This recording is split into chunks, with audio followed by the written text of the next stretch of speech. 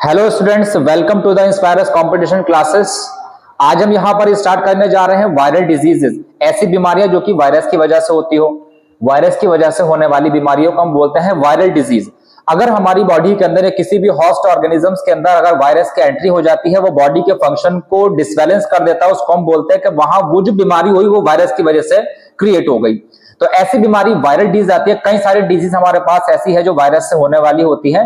जैसे कि बड़ी ही दो कॉमन डिजीज आज हम देखने वाले हैं, बहुत नाम सभी ने सुना होगा इसका। एक आती है हमारे पास कॉमन कोल्ड और दूसरी आती है डेंगू फीवर, डेंगू होने वाला बुखार। सुना है ना सभी ने। तो कॉमन कोल्ड और डेंगू आज हम देखने जा रहे हैं।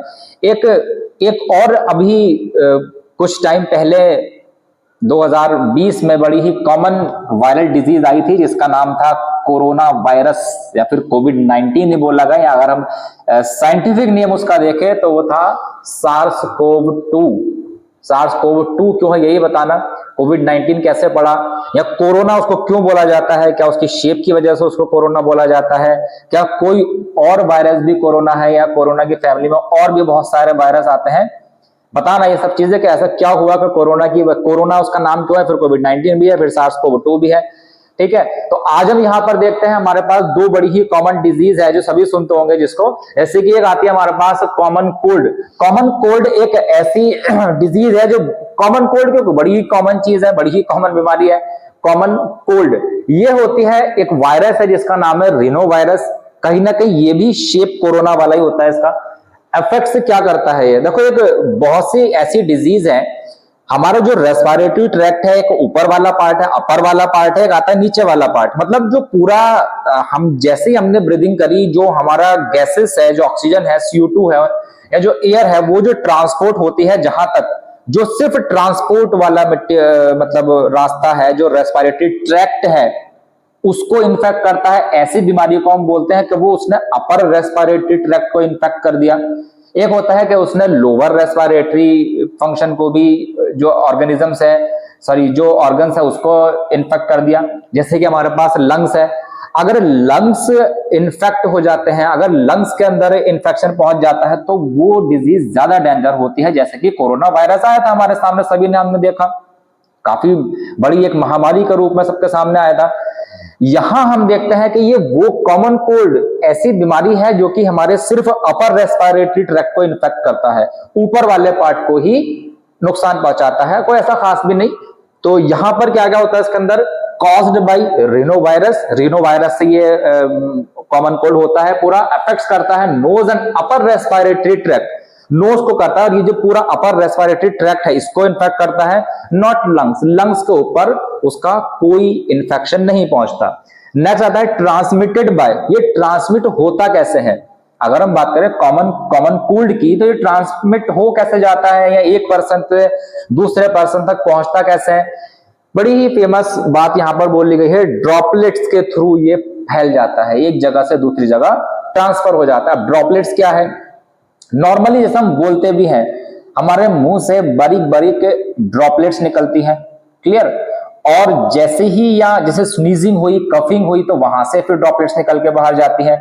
तो उन ड्रॉपलेट्स के अंदर ये वायरस प्रेजेंट रहता है। देखा होगा सबने कोरोना के टाइम पे कि वो स्वैब टेस्ट किया जाता था, ऐसे अंदर तक वो डाला, वहां से सलाइवा ले लिया, फिर उसको टेस्ट कर लिया, क्योंकि सलाइवा के अंदर प्रेजेंट है, अपर रेस्पिरेटरी ट्रैक्ट के ऊपर है, इसलिए जो स्वैब है या उसी के अंदर से हमारे ड्रॉपलेट्स निकल के बाहर निकली। और निकल कैसे जाती है, या तो स्नीजिंग की वजह से या फिर कफिंग की वजह से वो ड्रॉपलेट्स निकल के बाहर आती है।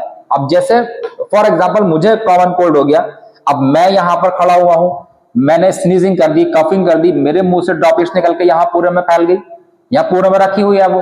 अब कोई और अगर इंसान यहां आता है, उसने आके यहां हाथ लगा लिया, ऐसे मुंह पर लगा लिया, चला गया वो अंदर उसके, तो ये उसका होता है पूरा रूट एक पर्सन से दूसरे पर्सन तक ट्रांसफर हो जाती है। कंप्यूटर को यूज करता है, जो जिसने एक कंप्यूटर चलाया उसको कॉमन कोल्ड है, दूसरे ने आकर सेम कंप्यूटर चलाया तो उसके अंदर चला गया। दूर अगर हम देखते हैं दरवाजों के जो हैंडल होता है वहां लग गया, कई सारे तरीके ऐसे कॉमनली। तो ये ड्रॉपलेट्स के थ्रू फैलता है, एयर में फैल जाता है, उसी जगह पर दूसरा इंसान आ गया। ये तो था कोरोना में कह रहे हैं कि मास्क लगाओ, आसपास से कांटेक्ट में बताओ। अब ये हमारे पास, तो ये दो तरीके से फैलता है, स्नीजिंग और कफिंग, दो इसके बड़े कॉमन मेथड है जिससे ड्रॉपलेट्स बाहर निकलती है। सिम्टम्स क्या क्या आते हैं इसके अंदर? नेसल कॉन्जेशन, नाक जाम हो जाती है, बंद हो जाती है, नेसल कॉन्जेशन होना, या फिर नेसल डिस्चार्ज, बहुत तेजी से नाक में चलने लगती है। सोर थ्रोट, हॉर्सनेस, घोड़े जैसी आवाज निकलने लगती है, मतलब गला साफ करता है तो घोड़े जैसी आवाज निकलती है, इसलिए इसको बोलते हैं हॉर्सनेस। कफ, खांसी आती है, हेडेक, सर में दर्द होता है, और टायर्डनेस, बहुत ज्यादा थकान हो जाती है। ठीक है, नेक्स्ट हम देखते हैं डेंगू वायरस। डेंगू वायरस, लेकिन ये होता है फ्लेवी वायरस से। डेंगू एक ऐसी बीमारी है जो कि फ्लेवी वायरस से होता है। आप कहते हैं मच्छर से हुआ है ना, मच्छर है काट। अब मच्छर का काम क्या है इसके अंदर? सबसे पहली बात तो भाई मच्छर को बदनाम मत करो, मच्छर नहीं होता। अगर एक बड़ी ही अंदर की मैं बता दूं आप लोगों को, ऐसी कोई सी भी डिजीज जो कि मॉस्किटो से होती हो, वह फीमेल मॉस्किटो से होती है, वो मेल मॉस्किटो से कभी नहीं होती। बीमारी फैलाने वाले जितने भी हैं ये सब फीमेल मॉस्किटोज हैं। तो transmitted by bite of female Aedes या फिर क्यूलेक्स मॉस्किटो, ये दो मॉस्किटो ऐसे हैं जो वायरस अपने अंदर लिए फिरते हैं, वायरस लाते हैं, ह्यूमन के अंदर इंजेक्ट कर देते हैं, जिस टाइम वो बाइट करते हैं वहां से ब्लड निकालने के लिए, ठीक है, अपना सलाइवा अंदर छोड़ते हैं, उसके साथ ये वायरस वहां चला जाता है। कौन कौन से? Female Aedes and Culex mosquito. No proper treatment for dengue fever, इसके लिए कोई प्रॉपर ट्रीटमेंट भी नहीं है। तो फिर क्या होता है भाई? Analgesics are provided to the patients to reduce the effects of fever. Just analgesic दिए जाते हैं, दर्द निवारक दवाएं दी जाती है इसके अंदर। सिम्टम्स क्या क्या आते हैं इसके? सिम्टम्स होते हैं हमारे पास हाई फीवर, तेज फीवर आता है, हेडेक होता है, नोसिया मतलब उल्टी आने जैसी फीलिंग होने लगती है बार बार, पेन इन जॉइंट्स, जॉइंट्स में पेन होने लगता है, एंड वॉमिटिंग, आ भी जाती है उल्टी। अब बात ये आती है कि भाई वायरल डिजीज का ट्रीटमेंट है क्या? भाई जितने भी वायरस होते हैं उसको हमारी बॉडी की इम्यूनिटी ही मारती है। हमारी अंदर की जो इम्यून पावर है, हमारी अंदर की जो शक्ति है बॉडी की दवाई माइक्रो ऑर्गेनिज्म से या वायरस से, इन सब चीजों से लड़ने की, वही शक्ति, वही पावर, वही इम्यून जो हमारा सिस्टम है वही उनको खत्म करता है। मतलब क्या है कि वायरल डिजीज को ट्रीटमेंट के लिए मैक्सिमम हर जगह ज्यादातर क्या किया जाता है?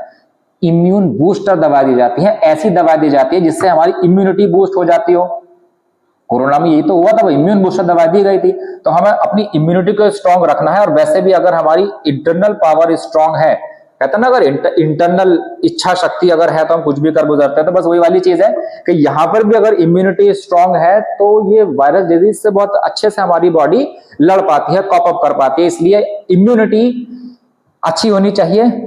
आई होप आप लोगों को ये अच्छे से क्लियर हुआ होगा। अच्छे से पढ़ाई करते रहिए क्योंकि एग्जाम आ ही रहे हैं, बाकी और अभी और अच्छे अच्छे टॉपिक हम लाने वाले हैं यहाँ पर। So all the best.